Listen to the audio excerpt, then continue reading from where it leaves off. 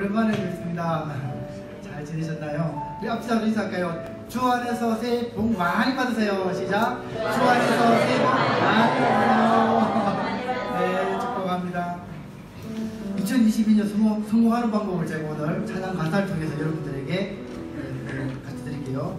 내가 매일 해야 하는 말 첫 찬양인데 주님 감사합니다. 그 말하고 또 내가 매일 해야 하는 말 주님 사랑합니다.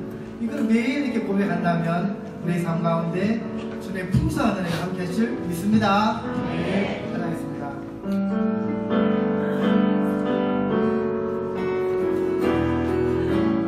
내가 매일 해야 하는 말 내가 매일 해야 하는 말 주님 감사합니다. 이 고백할 때 모든 불평 다 사라지네. 내가 매일 해야 하는 말 주님 사랑합니다.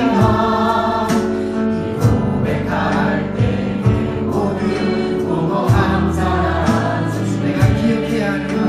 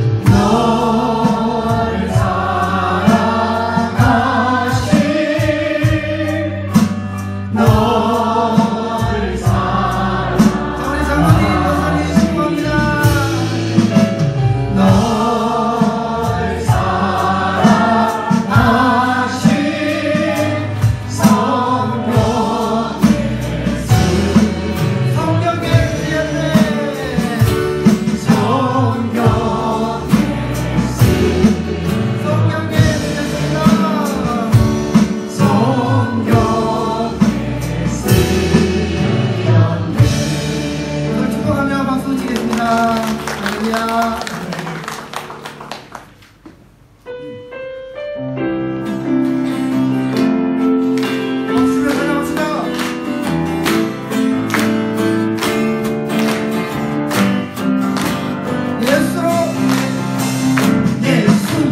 나의 구주 삼고 성령과 비로소 얻는다니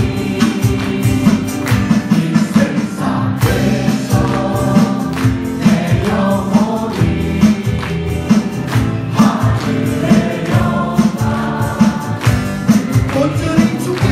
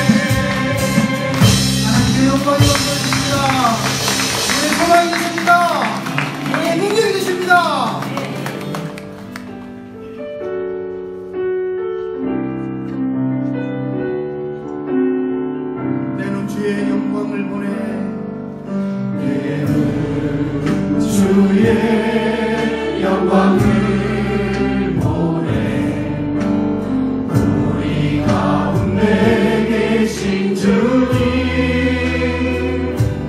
그 빛난 영광 고난을 걷고 그 찬송 따르게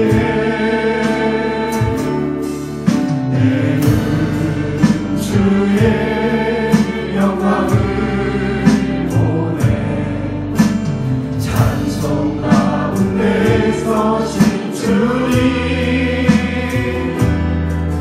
주님의 얼굴을 세상 향하네 권능의 발을 드셨네 주의 영광 이곳에 가득해 우리 선의 주님과 함께 찬양하며 우리는 전진하리 모든 열방 주 볼 때까지 주의 은혜 이곳에 가득해 우리 선의 주님과 함께 기도하며 우리는 전진하리 모든 성도 주님 들고 찬양합시다. 주의 은혜 이곳에 주의 은혜 이곳에 가득해 우리 선의 주님과 함께 기도하며 우리는 전진하리 모든 성도 주 주의 은혜 이곳에 주의 은혜 이곳에 가득해 우리 선의 주님과 함께 기도하며 우리는 전진하리 모든 성도 주 볼 때까지 모든 열방 주 볼 때까지 이 시간 함께 기도하며 나가기를 원합니다.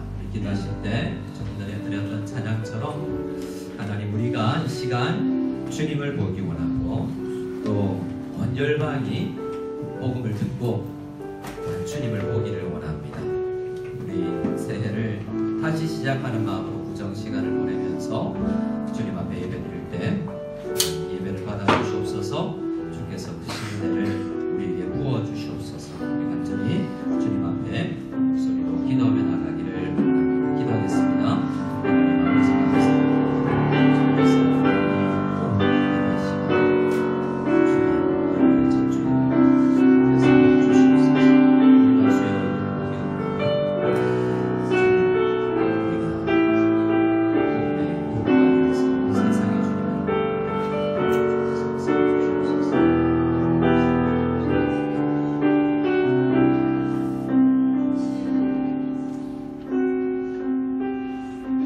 허영희 집사님 우리 모두를 대표해서 기도해 주시겠습니다.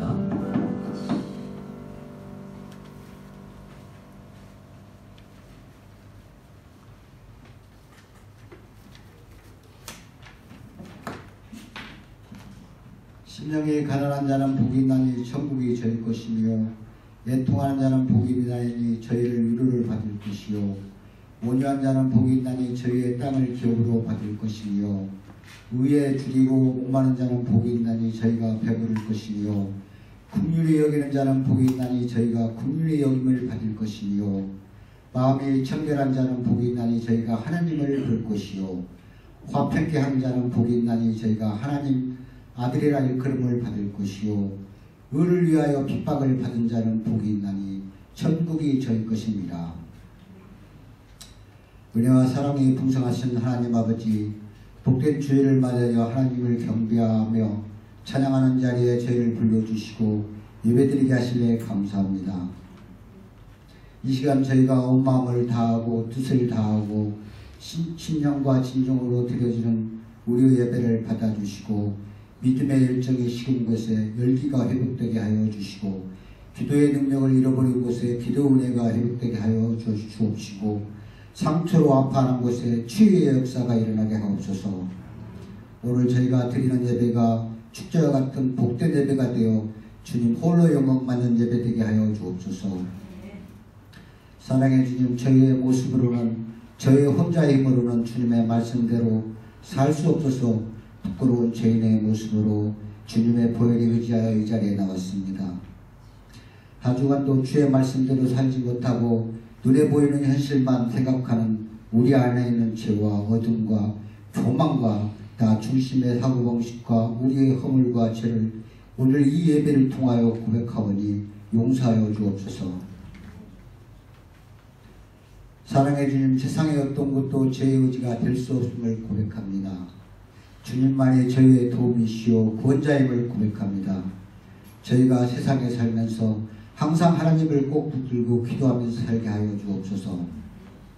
성령 충만함을 주옵시고 저희의 마음과 생각의 주인이 주님이 되게 하여 주옵시고 저희들의 삶과 생각과 나아갈 길을 주님의 길로 인도하여 주옵소서. 사랑의 주님, 저희들을 아무런 조건 없이 받아주시고 사랑해 주셔서 감사드립니다. 주님은 저희의 선함과 열심 때문이 아니라 주님의 성품 때문에 저희들을 사랑해 주시고 받아주셨습니다. 주님의 십자가 앞에서 저희들은 죄인임을 오늘도 고백합니다.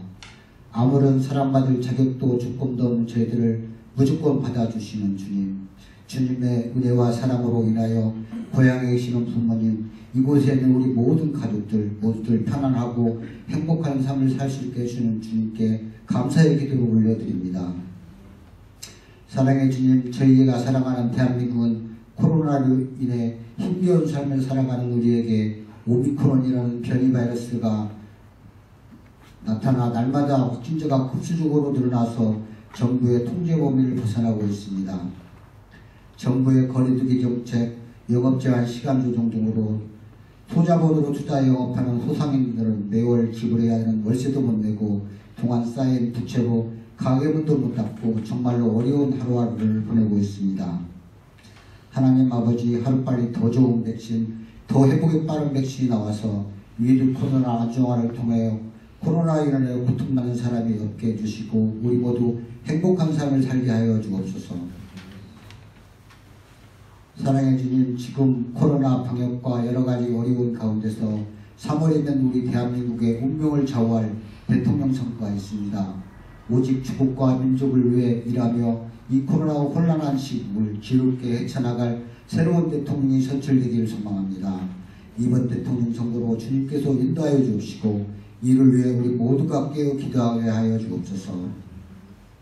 사랑의 주님, 단위에 세우신 김사님께서 생명의 말씀, 축복의 말씀을 증거하실 때 그 말씀에 성령님께서 함께 하여 주셔서 우리의 귀를 열어주시고 듣는 저희들의 심령에 떨어진 말씀이 저희 안에서 싹이 나고 열매가 맺어지게 하여 주옵소서. 그리고 이 예배를 위해 준비한 귀한 성김들을 기억하여 주시고 그분들의 삶 속에서 하나님 안에서 기쁨이 충만하게 하여 주옵소서. 이 모든 말씀을 예수님으로 기도드립니다. 아멘.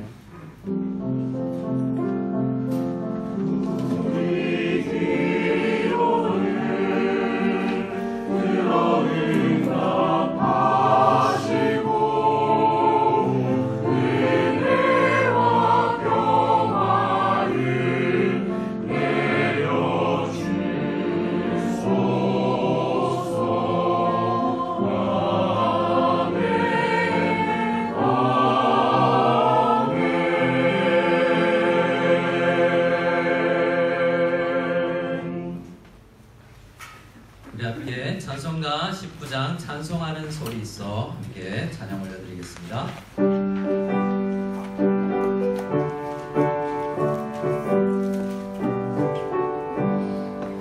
찬송하는 소리 있어 사람 기뻐하도다. 하늘 아버지의 이름 거룩거룩하도다. 세상 사람 찬양하자. 거룩하신 하나님께 할렐루야 할렐루야 할렐루야 아멘. 하나님의 나라 권세 영원토록 있도다. 하나님의 영광 나라 거룩거룩하도다. 하늘 보좌 계신 주님 세상 주관하시도다. 할렐루야 할렐루야 할렐루야 아멘. 하나님의 크신 섭리 그 뜻대로 되도다. 우리 아버지의 뜻은 거룩거룩하도다. 주여 속히 임하셔서 기쁜 날을 주옵소서. 할렐루야 할렐루야 할렐루야 아멘.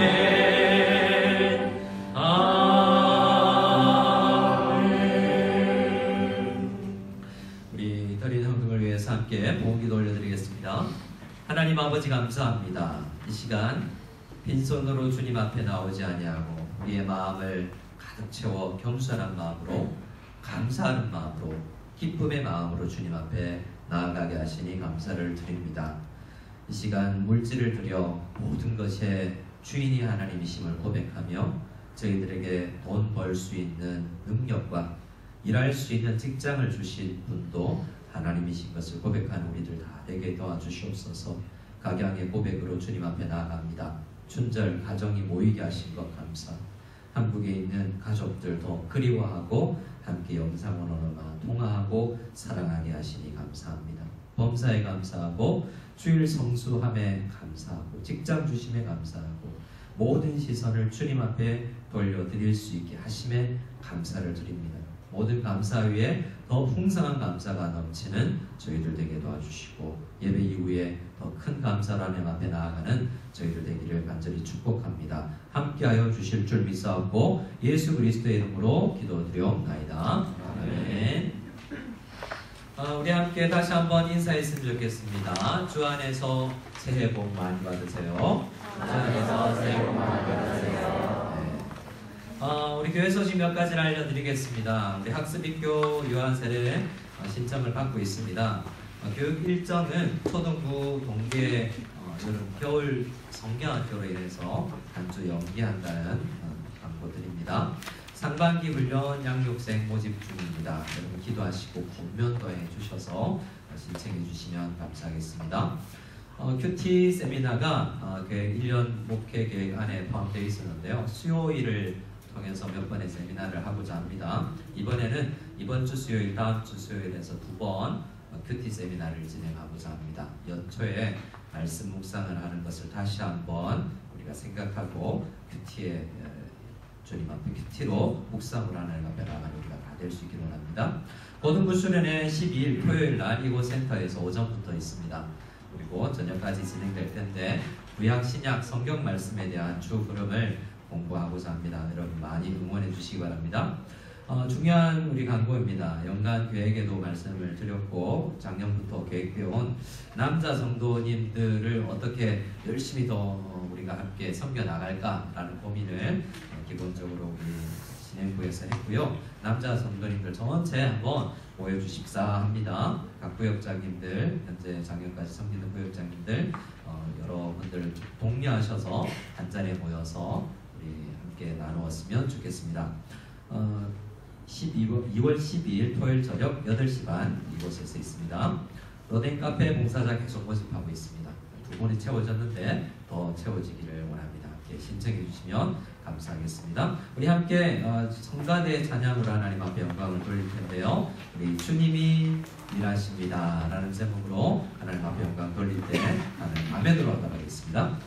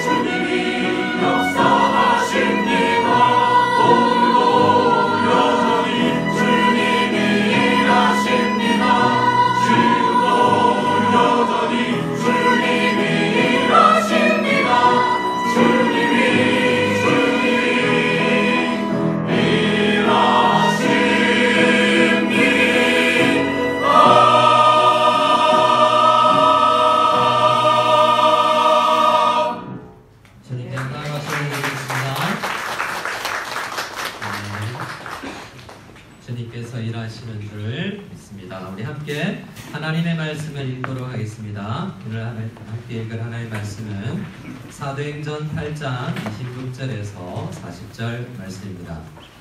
중간에 37절은 없지만 초부에 넣어드렸는데요. 37절은 띄워놓고 읽지 않고 가도록 하겠습니다. 26절부터 40절 말씀 우리 한 목소리로 같이 읽겠습니다. 주의 사자가 빌립에게 말하이르되 일어나서 남쪽으로 향하여 예루살렘에서 가사로 내려가는 길까지 가라 하니 그 길은 광야라. 일어나 가서 보니 에디오피아 사람 곧 에디오피아이와 간다게의 모든 국보를 맡은 관리인 네시가 예배하러 예루살렘에 왔다가 돌아가는데 수레를 타고 선지자 이사야의 글을 읽더라. 성령이 빌립더러 이르시되 이 수레로 가까이 나아가라 하시거늘 빌립이 달려가서 선지자 이사야의 글을 읽는 것을 듣고 말하되 읽는 것을 깨닫느냐? 대답하되 지도해 주는 사람이 없으니 어찌 깨달을 수 있느냐 하고 빌립을 청하여 수레에 올라 같이 앉으라 하니라. 읽는 성경 구절은 이것이니 일렀으되 그가 도살자에게로 가는 양과 같이 끌려갔고 털 깎는 자 앞에 있는 어린 양이 조용함과 같이 그의 입을 열지 아니하였도다. 그가 굴욕을 당했을 때 공정한 재판도 받지 못하였으니 누가 그의 세대를 말하리요? 그의 생명이 땅에서 빼앗기미로다 하였거늘 그 네시가 빌립에게 말하되 청컨대 내가 묻노니 선지자가 이 말한 것이 누구를 가리킴이냐? 자기를 가리킴이냐? 가인을 가리킴이냐? 빌립이 입을 열어 이 글에서 시작하여 예수를 가르쳐 복음을 전하니 길 가다가 물 있는 곳에 이르러 그 네시가 말하되 보라 물이 있으니 내가 세례를 받음에 무슨 거리낌이 있느냐? 이에 명하여 수레를 멈추고 빌립과 네시가 둘 다 물에 내려가 빌립이 세례를 베풀고 둘이 물에서 올라올새 주의 영이 빌립을 이끌어 간지라. 네시는 기쁘게 길을 가므로 그를 다시 보지 못하니라. 빌립은 아소도에 나타나 여러 성을 지나다니며 복음을 전하고 가이사랴에 이르니라. 아멘. 사도행전을 읽으면 오늘 본문 포함하여서 여러 본문에서 우리 가슴을 뛰게 하는 진리들이 나타납니다. 교회가 생겨나고 복음을 선포할 때 죄를 고백하고 놀라운 일들이 일어나는 현장을 보게 됩니다.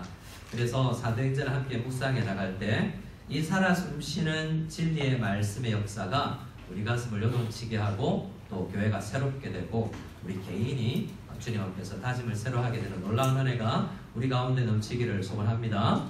오늘 이 본문의 말씀은 복음이 하나님의 말씀이 예루살렘을 넘어서 사마리아로 갔다가 이제 사마리아를 넘어서 이제 국경 이집트 국경 있는 지역까지 가는 모습을 보게 되고요. 이제 다음 장 9장부터는 그 유명한 사울이 변하여서 이방인 선교를 앞장서서 본격적으로 땅끝까지 복음이 전해지는 이야기를 우리가 묵상하게 될 것입니다. 이렇게 예수님을 알지 못하는 사람들이 예수를 구주로 받아들이는 놀라운 현장이 사실 우리 교회에도 현실적으로도 일어나고 있다는 것을 생각하고 가슴 뛰는 이 현실이 우리의 현실이 다 될 수 있기를 바라면서 우리 한번 26절을 먼저 읽어보기를 원합니다. 26절 같이 읽겠습니다. 주의 사자가 빌립에게 말하이르되 일어나서 남쪽으로 향하여 예루살렘에서 가사로 내려가는 길까지 가라 하니 그 길은 광야라. 몇 주 동안 계속해서 빌립에 대해서 우리가 묵상하고 있지 않습니까? 하나님께서 빌립을 어떻게 사용하셨냐라는 겁니다.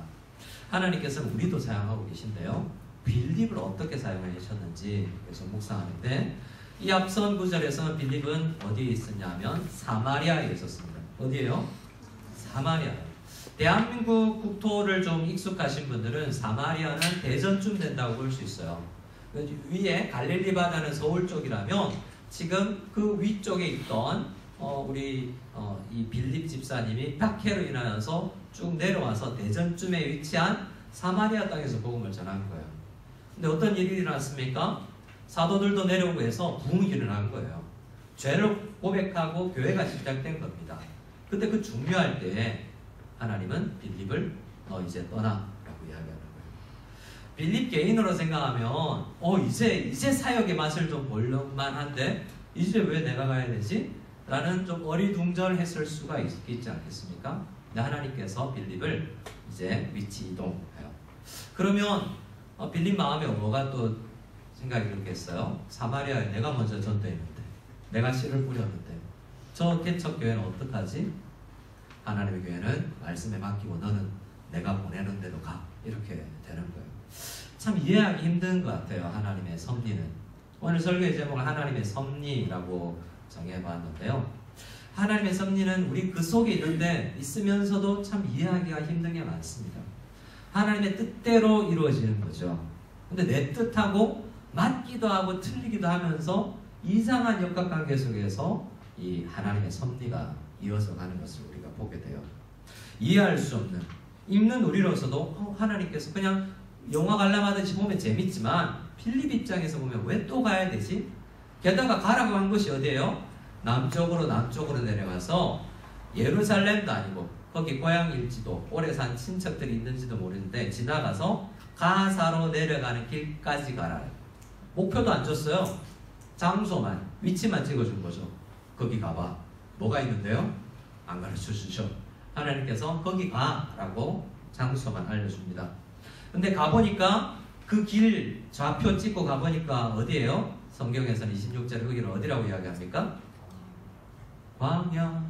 광야에 서 있네. 광야로 온 거예요. 자, 하나님께서 사역에 이제 재미 보려고 그러는데 나를 다시 광야로 내고 오는 거잖아요. 자, 여러분에게 오늘 하나님께서 말씀을 주십니다. 잘 들으세요. 누구야? 일어나 광야로 가라.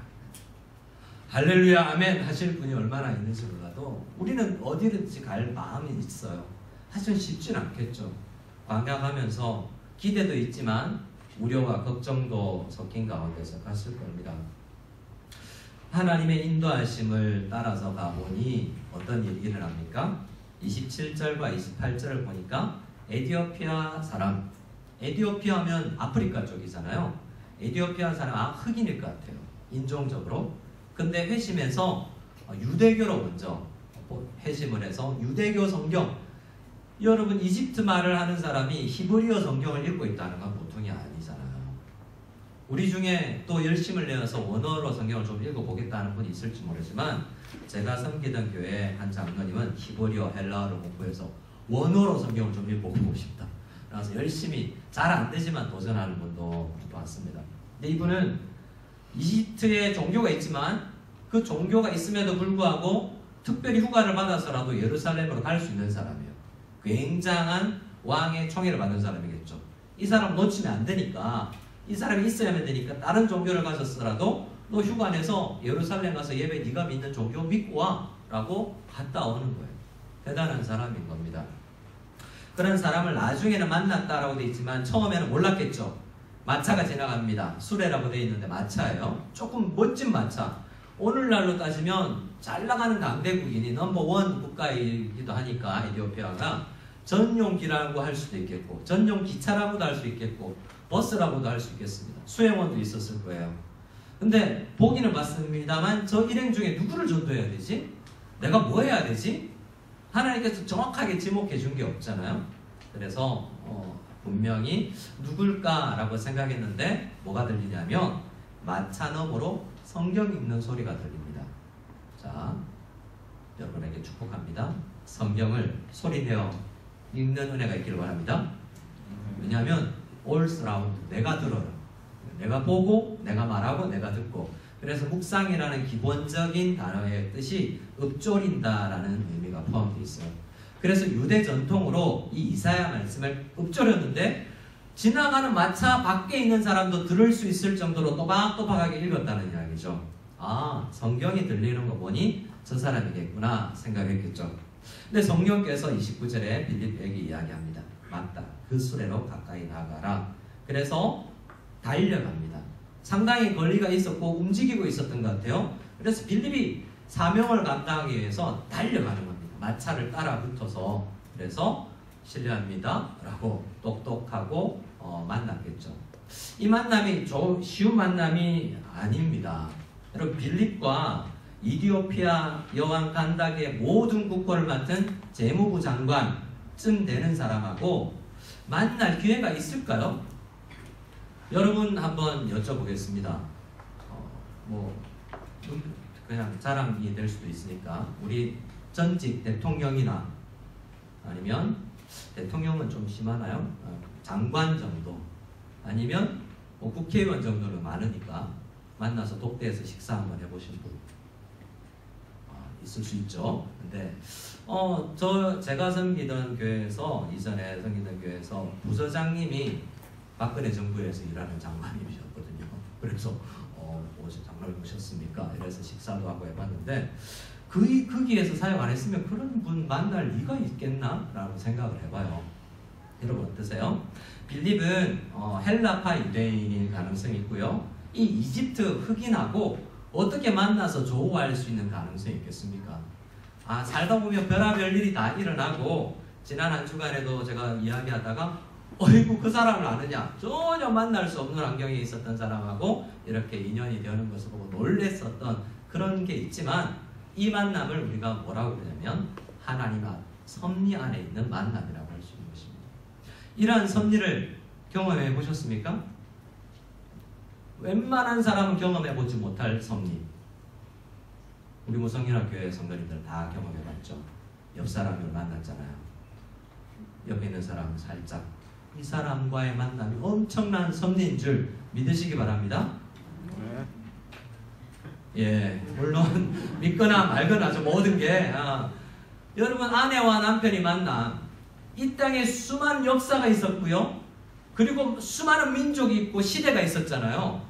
근데 두 사람이 만나서 결혼한다? 확률적으로 엄청난 확률이에요. 엄청난 확률.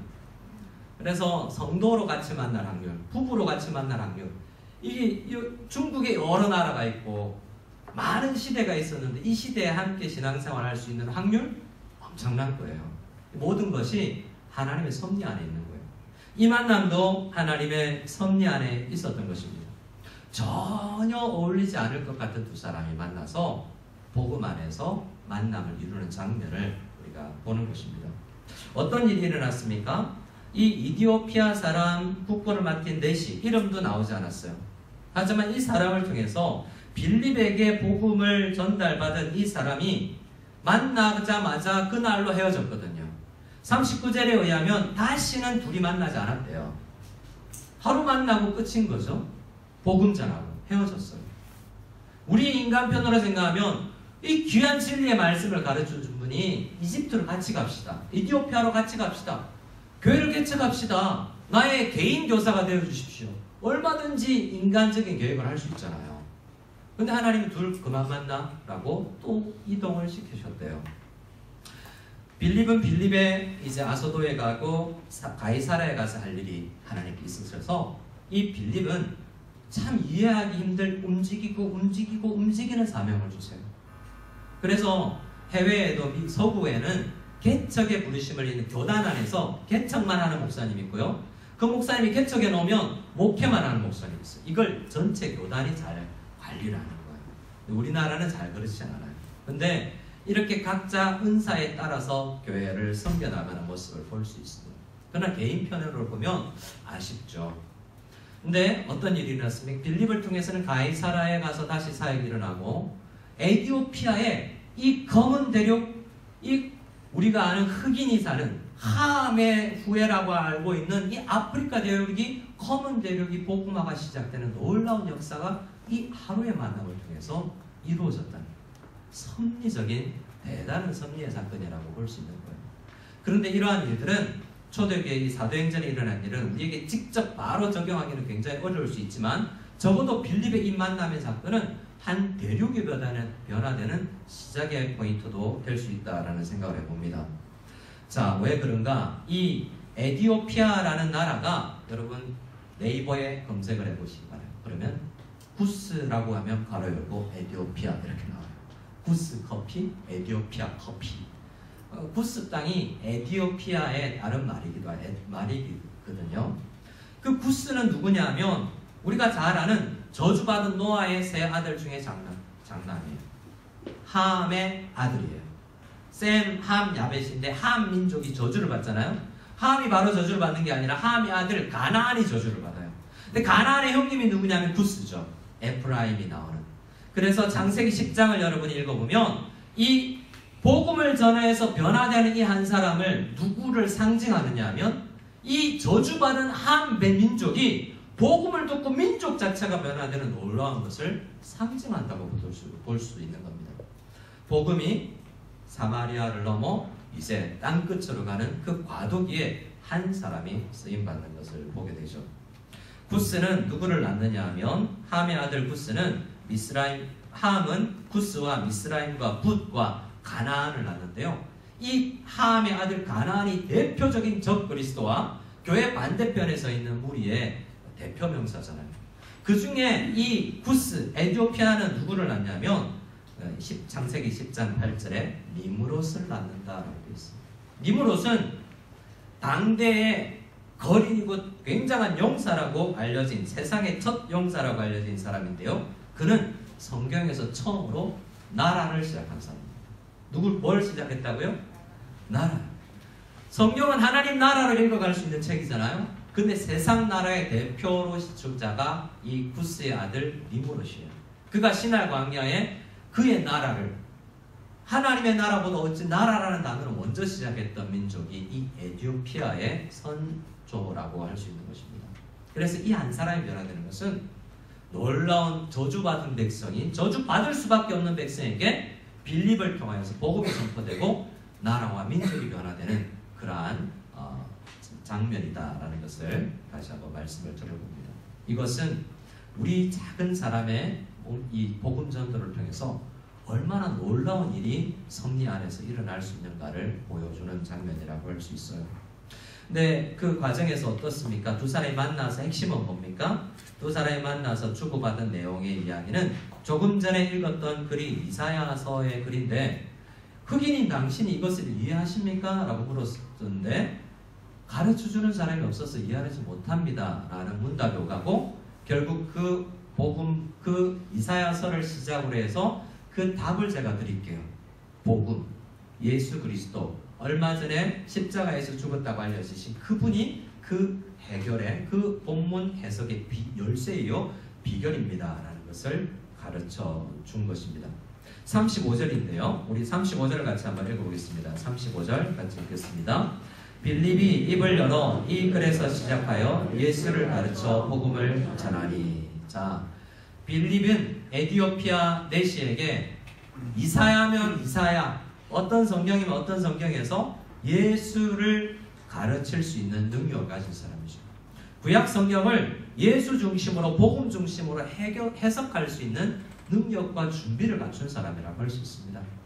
그래서 이런 말씀 읽으면서 여러분 좀 가슴이 뛰지 않습니까? 어떤 성경을 펴든 그 성경을 그리스도와 복음 중심으로 해석할 수 있는 그러한 어떤 사람을 만나도 그러한 대화를 할 수 있는 우리가 성경 펴놓고 만남을 이어갈 수 있는 우리가 참 되면 좋겠다라는 생각을 해봅니다. 근데 여기까지 쭉 읽어보면 저 개인적으로는 떠오르는 성경 구절이 있어요. 누가복음 24장입니다. 혹시 성경을 가지신 분들은 누가복음 24장을 한번 찾아가 보도록 하겠습니다. 신약 성경 누가복음 24장입니다.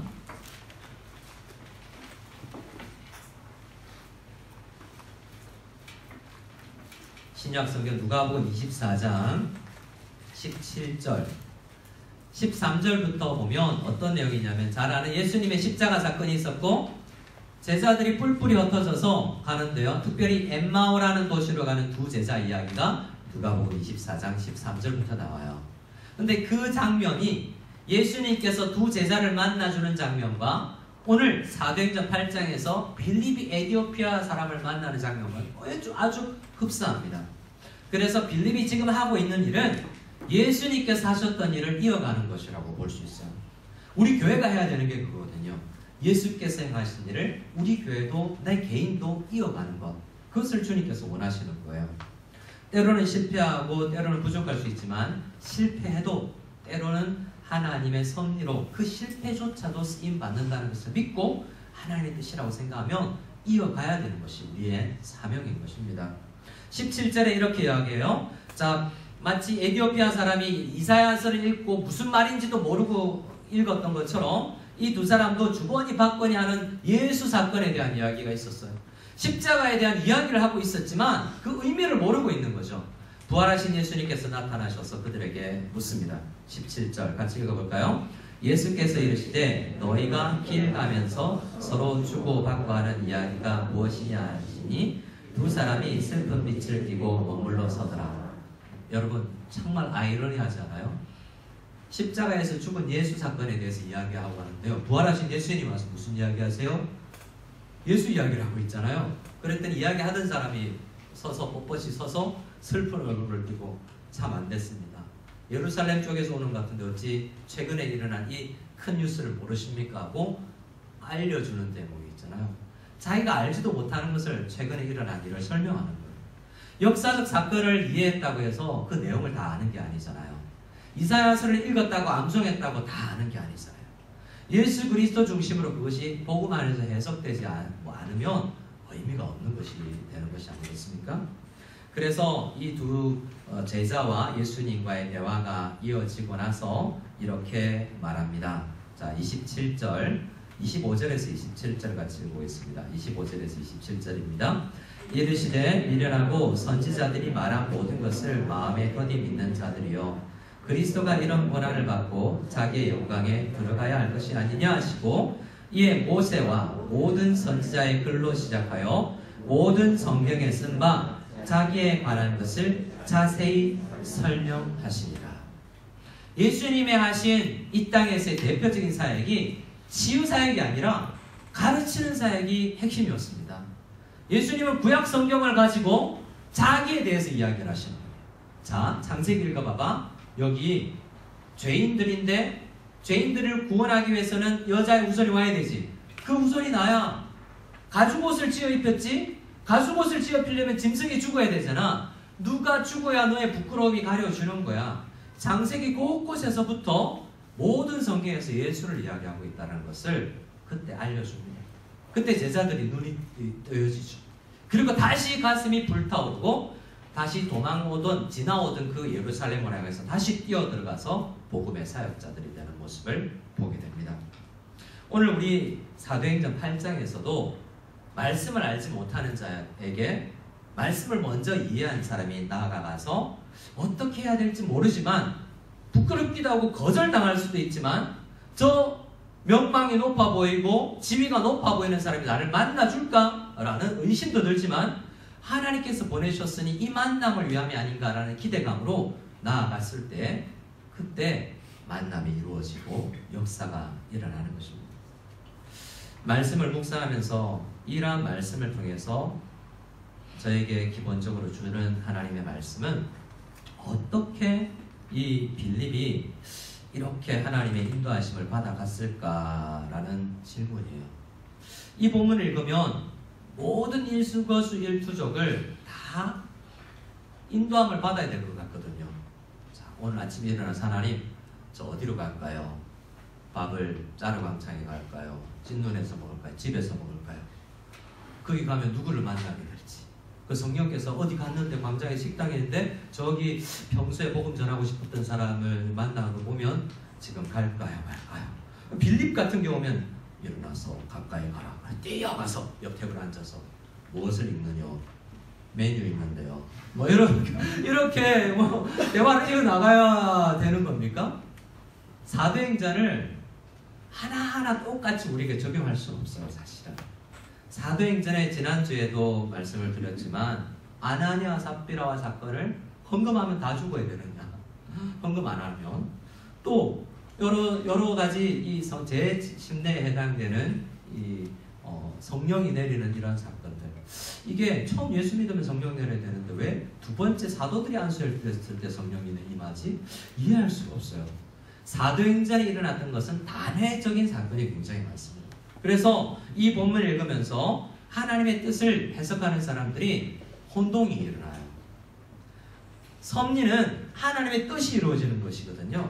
근데 하나님의 뜻을 잘 아는 사람들이 섭리 가운데 더 잘 살아가게 될 거 아닙니까? 근데 하나님의 뜻이 무엇인지에 대한 개념이 서로 달라요.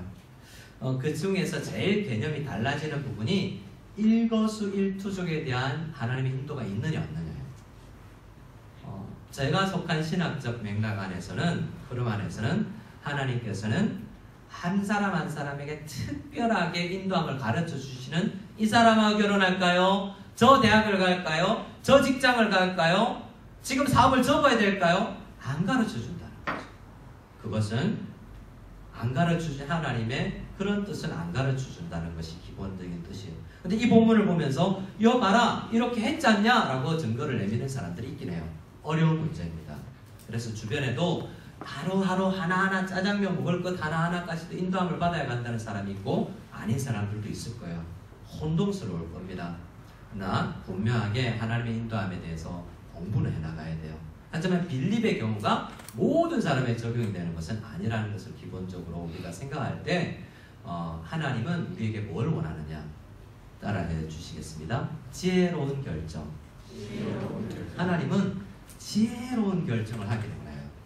제가 어떤 책을 읽는데요, 그런 이야기를, 하나님의 뜻에 관련된 책이에요. 아담과 하와가 하나님의 중매로 결혼했습니다. 근데 저녁을 하와가 해야 돼요. 저녁을 차려야 돼요. 죄짓기 전입니다. 그래서 아담, 오늘 저녁으로 뭐 먹고 싶어? 어떤 과일 먹을까? 두리안? 두리안 싫은데 뭐 먹을까? 사과를 먹을까? 뭘 하나님의 뜻이 있을까? 오늘 저녁에 뭘 먹어야 되는 하나님의 뜻이 있을까? 했지만 당신이 하나님하고 더 가까우니까 좀 물어봐줘. 물어보고 올게. 기도하고 왔더니 하나님께서 아무거나 먹어라 라고 알려줘요. 아무거나 먹으라는데 아무거나 메뉴는 없어. 뭐라도 먹어야 되는데 결정 못하겠어. 하나님 뜻을 찾아야 돼. 또 물어볼게. 또 물어보니까 마음대로 해라. 마음대로 해라도 없는데. 그래서 아담이 지혜를 발휘했대요. 오늘 저녁은 과일 샐러드. 당신 손 가는 대로 아무거나 썰어 넣어 라고 이야기했대요. 그런 이야기도 있지만 여러분, 우리 부모가 우리 자녀를 키즈 카페에 넣어놓거나 아니면 뒷마당에서 놀아, 아니면 유치부실에서 놀다 와 라고 이야기하면 그 테두리 안에 있으면 안전하고 내 뜻 안에 있는 거예요. 그걸 뛰쳐나가려고 하면 안 되는 거지만 큰 도덕적 테두리는 우리가 대부분 알거든요.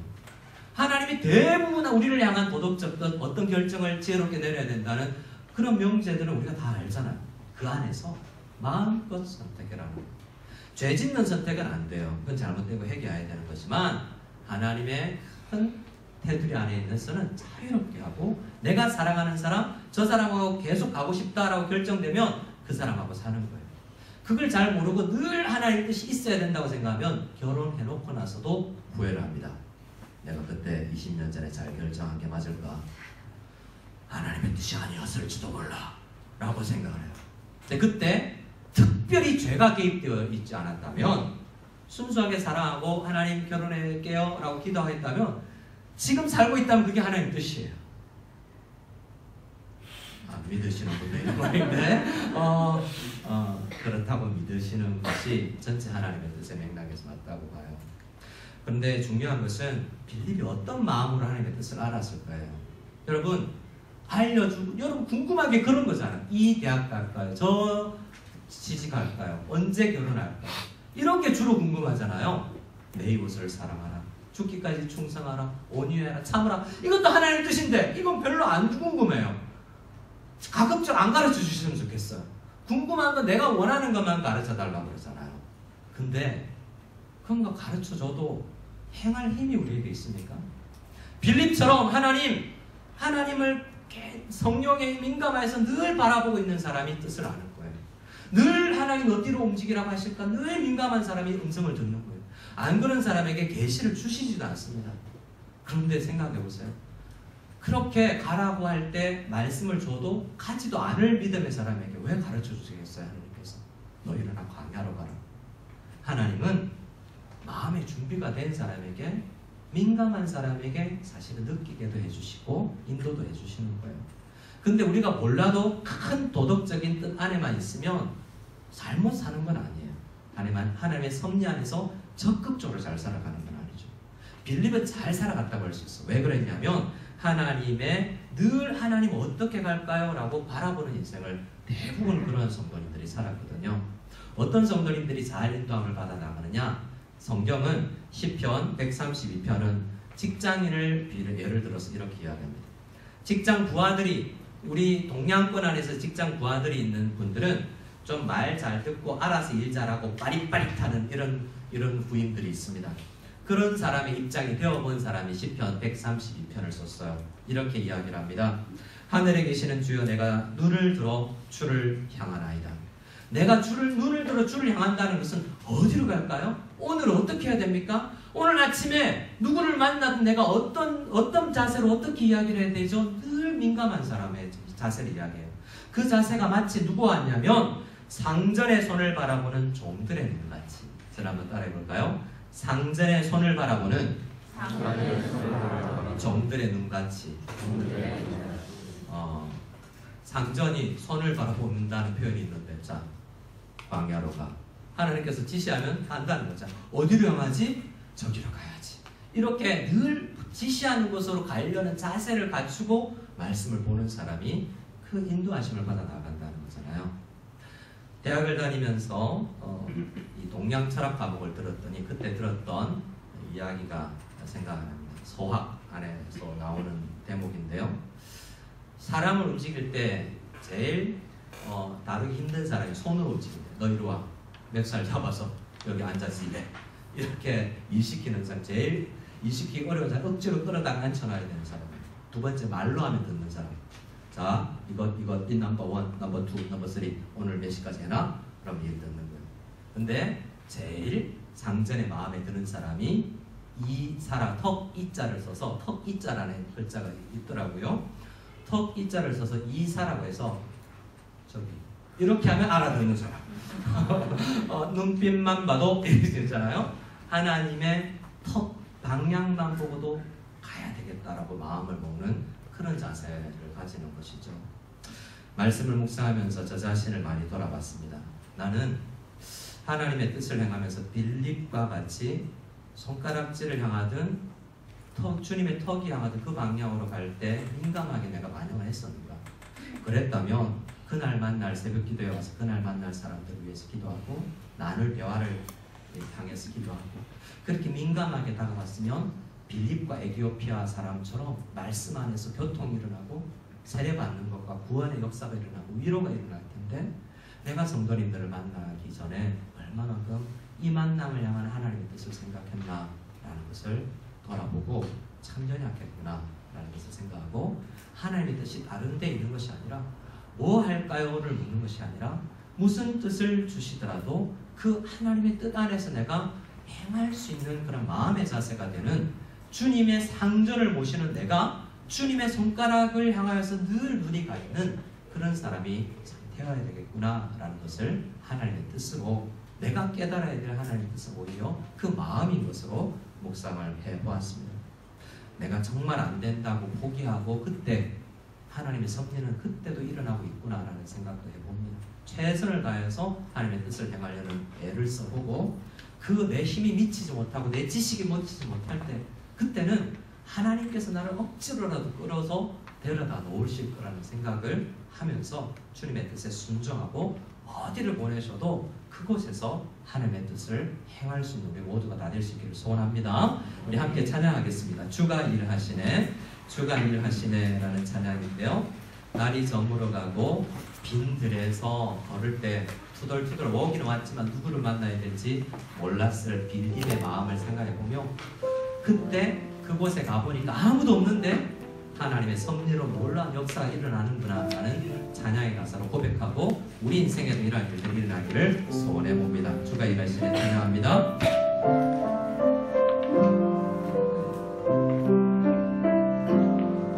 날이 저물어 갈 때 빈들에서 걸을 때 그때가 하나님의 때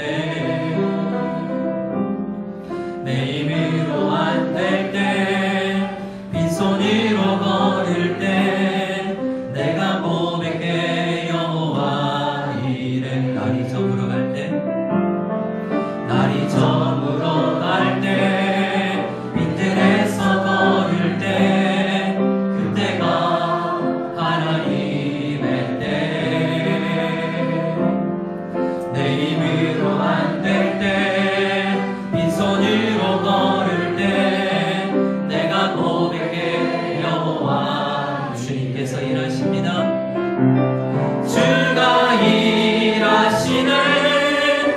주가 일하시네 주께 아끼지 않는 자에게 주가 일하시네 주가 일하시네 신뢰하며 얻는 자의 주가 일하시네 주가 일하시네 주가 일하시네 주께 아끼지 않는 자에게 주가 일하시네 주가 일하시네 신뢰하며 얻는 자에게 우리 시간 주님을 신뢰하며 이 길을 걸어갔으면 좋겠습니다. 하나님께서 사마리아에 있던 빌립을 불러서 성령으로 이끄시어 그 가사로 가는 길까지 보내셨듯이 우리를 한국 땅에서 곳곳에서 불러서 보석 땅으로 불러 모은 줄 알고 이곳에서 하루하루의 만남과 한 사람 한 사람의 만남도 이 빌립과 에티오피아 내시와의 만남처럼 귀하고 소중하다는 것을 기억하고 우리 함께 기도했으면 좋겠고요. 복음을 만나서 우리 중고등부 아이들이 초등부 아이들이 말씀 안에서 성장하고 변화되고 복음을 깨닫게 되는 놀라운 역사가 일어나도록 우리 중고등부 수련회와 초등부 우리 겨울 성경학교를 위해서 간절히 기도하고 오늘 하루 이번 한 주간 만나게 될 모든 사람들과의 만남에서 주의 뜻이 완전히 드러나는 우리의 만남이 되게 섭리하여 주시옵소서. 간절히 기도하며 나가기를 소원합니다. 기도하겠습니다. 하나님 아버지 감사합니다. 이 시간 주님 앞에 간절히 기도하며 나가는 것을 주님 우리의 모든 만남과 이런 성과 안전 가운데 함께 해주시고 우리 너무 수련회 가운데 주께서 주셔서 우리 중고등부 아이들이 그리고 우리 초등부 아이들이 말씀 안에서 만남을 도와주시고 선생님들과의 만남 우리 이웃과의 만남 성과의 만남 하나님의 온전하신 뜻이 성령에 이루어지는 역사가 일어나게 도와주시옵소서. 주님 은혜 주옵소서. 하나님 감사합니다. 섭리 가운데 우리가 살아가고 있음을 믿습니다. 때로는 잘 알지 못하는 하나님의 뜻이라도 온전히 최선을 다하여 큰 하나님의 뜻 안에 있음을 믿고 최선을 다하여서 하나님의 뜻 안에서 만남을 이루어가는 저희를 다 되게 하여 주시옵소서. 이제는 예수 그리스도의 한이 없는 은혜와 하나님 아버지의 지극하신 사랑과 성령 하나님의 인도하심과 이끌어가심과 만나게 하심과 교통하시게 하심이 오늘 말씀을 듣고 각오하고 돌아가는 모든 무성결학교의 성도들 머리 위에 지금부터 영원까지 함께 있을지어다. 아멘.